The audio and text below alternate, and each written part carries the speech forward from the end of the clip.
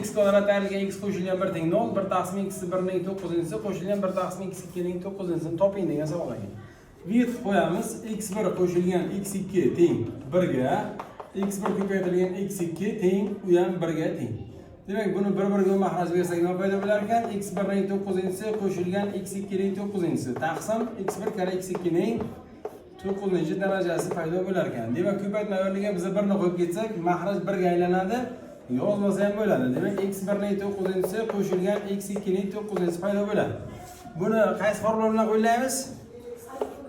x1 ning kubi qo'shilgan x2 ning kubi deb yozsak, biz ham ayniyat formulasi bor. Nima edi? A kub plus b kubning formulasi a plus b ning kubi, ya'ni x1 ning kubi qo'shilgan x2 ning kubi ayrilgan 3x1 ning kubi qo'shilgan kara x2 ning kubi ko'paytirilgan x1 ning kubi qo'shilgan x2 ning kubi holatga ayniyat qilsak bo'lar ekan. Bizga buni topish uchun x1 ning kubi bilan x2 ning kubini yig'indisi kerak bo'ladi. Uni alohida topib qo'yamiz. Uni ham ayniyat formulasi bor. Demak, x1 qo'shilgan x2 ning kubi ayrilgan 3 kara x1 kara x2 ko'paytirilgan x1 qo'shilgan x2 degan ayniyat formuladan foydalanamiz. Buni o'rniga nechini qo'yamiz?